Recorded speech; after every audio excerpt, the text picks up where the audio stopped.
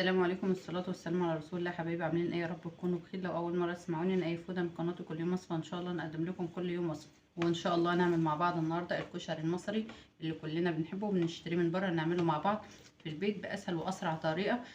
اكترنا ما بيحبش يعمله في البيت عشان ان هو بياخد وقت كتير والوقت كتير، فاحنا النهارده هنعمله مع بعض النهارده بطريقة سهلة وبسيطة، ومش هياخد معاكي وقت كتير ومش هيبقى عندك حلل كتير. لو احنا شايفين كده نعمل مع بعض الدقة ونعرف كل تفاصيل الدقة وازاي تطلع معاكي بالشكل ده، وهنعمل مع بعض الشطة وهنقدمها جنب الكشري بالشكل ده. ودي كده صلصة الكشري حاطينها منها على وش الكشري، وحاطينها كده عشان اللي محتاج يزود. وهنعملنا البصل ونعرف ازاي يطلع معاكي بيقرمش كده ان شاء الله. نعرف كل التفاصيل اللي ونقول واحنا شغالين كل التفاصيل عن الكشري المصري عشان تعمليه في البيت احلى وانضف. لو لسه ما اشتركتوش اشتركوا وفعلوا زر الجرس، ويلا نبدا نشوف عملنا الكشري المصري ازاي. واول حاجه عشان نعمل الكشري هنبدا بيها هي تحمير البصل عشان نستخدم الزيت في بقيه الوصفه. هنا حطينا كوبايتين كبار من الزيت، حطيناهم يسخنوا، ومعانا 5 بصلات كبار انا بشرهم بالمبشره عشان يطلع معانا رقيقه خالص، او ممكن تقطعيهم بس تحاولي يبقى رقه حاجه. ومعايا هنا معلقتين كبار من النشا، بسم الله، ومعلقه من الدقيق، وتصفي البصل خالص من الميه. معلقه الدقيق هنا عشان تمتص اي ميه لسه في البصل، والنشا عشان تخلي البصل يطلع معاكي مقرمش بالشكل ده كده. هنقلبهم بالشكل ده كده. ومعايا هنا معلقه صغيره من الملح، قلبناه كويس. اختبرنا الزيت لقينا الزيت قدح، اهم حاجه تحطيه الزيت قدح. بسم الله الرحمن الرحيم. هنحط كده وتوزعيه كده، وما تمليش الطاسه على الاخر عشان يتحمر معاكي ويطلع معاكي مقرمش. وهنسيبه يتحمر ونرجع نشوفه مع بعض ان شاء الله. وهنا كده معانا البصله بعد ما احمرت، هنشيلها كده بسم الله الرحمن الرحيم ونصفيها كويس من الزيت زي ما احنا شايفين. هنشيلها ونصفيها كويس.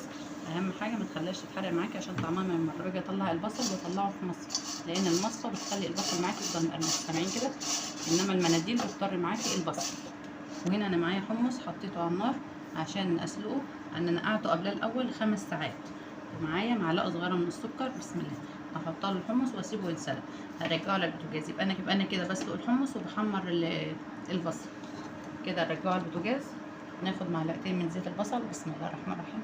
وهنا كده خدنا حوالي 3-4 معالق من زيت البصل عشان نعمل فيه الصلصه زي ما احنا شايفين. وهنسيب البصل يتحمر وهنجهز الصلصه. معانا معلقه كبيره مليانه كده من الثوم المفروم.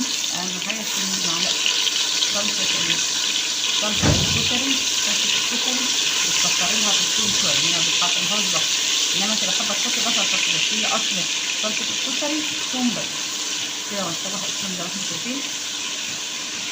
وهنا كده بعد ما الثوم بدا ياخد معانا اللون الذهبي، هننزل بمعلقه كبيره من الكمون، بسم الله الرحمن الرحيم، ومعلقه كبيره من الكزبره،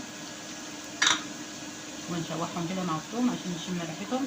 ناخد احلى صلصه للكشري. خلي بالك ان انت ما تحرقيش البهارات عشان لو اتحرقت طعمها يمرر معاكي في الصلصه.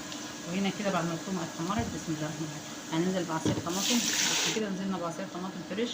انا طالما موجود طماطم بحب احط طماطم فريش، انما انت لو مش موجوده تحط صلصه. بس هي طعم الطماطم الفريش بيبقى احلى وكده، بتدي تسكيره معاكي كده في الصلصه. حط للصلصه معلقه كبيره من السكر، قطعه الطماطم، ربع كوبايه من الخل. ده على صلصه الكشري. بمعلقه صغيره من فلفل الاسود، هحط الملح. وكده الصلصه خلاص بقت جاهزه. هتسيبها تتسبك ونرجع نشوفها مع بعض.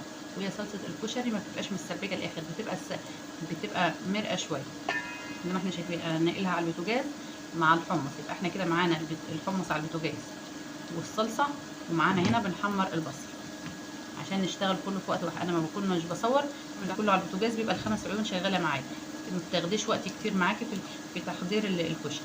ودلوقتي بعد ما خلصنا تحمير البصل والصلصه على النار والحمص على النار على البوتاجاز ورا بيستووا، هنا معانا ميه عشان نسلق المكرونه. حطينا ميه عشان نسلق المكرونه. هنحط فيها معلقتين من الملح، بسم الله الرحمن الرحيم، ونغطي الحله ونسيب. دلوقتي هنجهز الرز. معانا حله على النار حطيناها تسخن، بسم الله الرحمن الرحيم، وهناخد من الزيت المحمرين في البصل، بسم الله. معانا كوبايه كبيره من الشعريه، هنحمر كده الشعريه كويس الاول لحد ما تاخد معانا اللون الذهبي الفاتح. حمرت معانا، خدت معانا اللون الذهبي، بسم الله الرحمن الرحيم. هننزل عليها بالرز المصري المغسول. الرز اللي معايا الرز اللي معايا كوبايه من الرز، وانا حاطه كوبايه من الشعريه. انا حاطه كميات متساويه من الرز ومن الشعريه. هنشوح الرز كده الاول مع الشعريه كويس، وانا غسلته وصفيته ما نقعتهوش خالص. انت لو حابه تنقعيه انقعيه كده. نشوح الرز مع الشعريه. وهنا معايا كوبايه من العدس الاسمر، بسم الله، كوبايه من العدس الاسمر قبل النقع. دي كوبايه قبل النقع، فطبعا بعد النقع بيزيد بالشكل ده. نقعتها ساعه، بتغسليه وتنقعيه وتحولي كوبايتين من الميه السخنه، يقعد معاكي ساعه، وتنقعيه ساعه عشان يطلع معاكي بالشكل ده. وهنشوحه كده مع الرز والشعريه، ياخد معانا تشويحه. اهم حاجه التشويحه دي. طبعا كميه الرز والشعريه والعدس اللي انت حباه، يعني ممكن تقللي عن كوبايه او تزودي او تقللي الشعريه وتزودي الرز اللي انت حباه او اللي انت بتحبي تعمليه. ولو انت مش حابه تسوي العدس مع الشعريه، هتسلقيه عادي بعد ما تنقعيه ساعه، تسلقيه عادي لوحده، وبعدين تشيليه تصفيه من ميته وتحطي له معلقه سمنه على النار وتشوحي العدس فيه. ممكن تحطي فصين ثوم مع السمنه او من الزيت لو انت عاوزه زيت او سمنه، وتشوحيه معاكي عشان وتشوحيه على النار عشان يبقى معاكي زي الجاهز في المطاعم. نحط على الرز معلقه من الكزبره ومعلقه من الكمون، معلقه صغيره. لو هتسوي العدس لوحده هتحط له كمون وكزبره وانت بتسلقيه. في الوقت ده حط له مكعب ملح، زي ما قلنا لو انت مش حابه ممكن تستغني عنه. وهنحط الميه، بسم الله الرحمن الرحيم، شرطناه، بسم الله الرحمن الرحيم. هنحط الملح، طبعا احنا ما حطيناش ملح خالص. كميه الميه هنا انا بظبطها كده بالنظر كده. انت لو انت ما بتعرفيش تظبطيها، هتحطي، انت معاكي الرز كوبايه من الرز، هتحطي كوبايتين من الميه. يعني الرز هياخد كوبايه والشعريه والعدس هياخد كوبايه تانية عشان يستوي.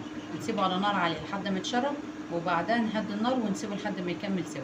نرجع نشوف مع بعض ان شاء الله. وهنا دلوقتي بعد ما خلصنا الرز وتشرب الميه وهدينا عليه وسيبناه يكمل سوا على البوتاجاز، هنعمل دلوقتي الدقه. وهنا معانا ميه المكرونه سايبينها تغلي. هي دقه الكشري ممكن تعمليها على البارد، وممكن بس تديها تشويحه على السخن، يعني قدامك ده او ده. معلقتين من زيت البصل. احنا طول الوصفه هناخد شغالين بزيت البصل. ومعانا كده معلقه كبيره من الثوم، نخليه يلون معانا. احنا بس هنديه تشويحه كده زي ما احنا شايفين. رفعته على النار عشان ما يلونش معانا، عشان البصل كانت سخنه قوي. هننزل عليه بنص كوبايه من الخل، بسم الله الرحمن الرحيم. ننزل عليه بمعلقه من الكزبره، معلقه من الكمون، ليمونتين كبار، كوبايه كبيره من الميه. طبعا ما ننساش الملح. ودقه الكشري انا بحب احط لها رشه بسيطه كده من السكر كده، يبقى احنا زي ما قلنا ما حمرناش الثوم، احنا اديناها بس التشويحه مع الزيت. وممكن تستغنى عن خطوه النار خالص، وتبول على قليب الخل مع الميه مع الثوم مع البهارات مع الملح على البارد، بس الميه تبقى معاكي مغليه. الخليط يغلي هنطفي على طول، عشان الميه اللي انا حطيتها كنت حطاها بقى. وهنا كده ميه المكرونه معانا غليت، وانا معايا المكرونه دي اللي هي المرمريه الصغيره خالص. بسم الله، هحط نص كيلو. ومعايا دي اللي هي الكبيره عنها شويه، انت ممكن تستغني عنها وتعملي الصغيره والسباكيتي، والكشري اساسه الصغيره والسباكيتي، بس انا بحب احط دي، الولاد عندي بيحبوها. وانا معايا نص كيلو من المكرونه الاسباجيتي، هقطعه كده على 3 قطع كده زي ما احنا شايفين. وهنا كده الدقه خلاص بقت جاهزه، طفينا عنها. وهنا كده بعد ما حطينا المكرونه لازم تقلبها تقليبه كده، ما تسيبهاش على بعضها، وهنسيبها تنسلق. هي بتاخد معانا بحدود من 8 ل 9 دقايق. هنا كده المكرونه انسلقت معانا وبقت جاهزه، هنشيلها نصفيها. صفيت المكرونه وشطفت الحله عشان تبرد، وما حطيتش على المكرونه ميه ولا اي حاجه. هحط عليها معلقتين من زيت البصل كده عشان تفضل المكرونه معاكي، عشان المكرونه معاكي ما تعجنش. ودلوقتي عشان نعمل الشطه حطيت حوالي 3 معالق كبار من الزيت. دي زيت من زيت البصل. واحط معلقتين كبار من الشطه البودره، بسم الله الرحمن الرحيم. وهنسيبها كده في الزيت تتحمص في الزيت كده. عشان كده بعد ما الشطه اتحمصت معانا كده، هننزل بنص كوبايه من صلصه الكشري. هننزل عليها كمان نص كوبايه من الدقه. ممكن تحطي الصلصه بس لو انت مش حابه تحطي الدقه، او ما كده خلاص بقت جاهزه معانا هنطفي عنها. وهنا كده ما خلصنا معانا هنا المكرونه، وهنا الصلصه، وهنا الرز والعدس، وهنا معانا البصل. سامعين صوت القرمشه؟ اهم حاجه ان انتوا تحطيه في مصفى، ما تحطوش على مناديل ورق، لان المناديل بتطر معاكي البصل. وكده نقفل مع بعض طبق الكشري. حابه تحطيه في طبق كبير او طبق صغير اللي انت حباه. وشايفين ما شاء الله الرز، شايفين ما شاء الله مستوي السوا مظبوط، شايفين ما شاء الله. وزي ما قلنا لو انت مش حابه تسوي معاه العدس، سويه لوحده وشوحيه في معلقه زيت او معلقه سمنه بلدي. وممكن تحطي معاه فصين توم زي ما قلنا بقى. والتاني طبقه نحط مكرونه بالشكل ده. انت بتقومي رصه الحاجات قدامك وحاطه كده كده. هنحط الصلصه على الوش. هنحط هنا البصل زينا بالحمص في الاخر كده. تحطي كله في اطباق على قد الشخص بالشكل ده. انا هحط حطينا الرز بنفس الطريقه اللي عملنا بيها الاولاني. حطينا الرز هنحط المكرونه. هنغير بس في الشكل الاخير كده مع بعض الدقه، ونعرف الشطه ونقدمها جنب الكشري بالشكل ده. وبعد كده صلصه الكشري حاطينها منها على وش الكشري، وحاطينها كده عشان اللي محتاج يزود. ولو عجبكم وصفتنا النهارده اعملوا متابعه وشير عشان يوصلكم كل جديد. والسلام عليكم ورحمه الله وبركاته.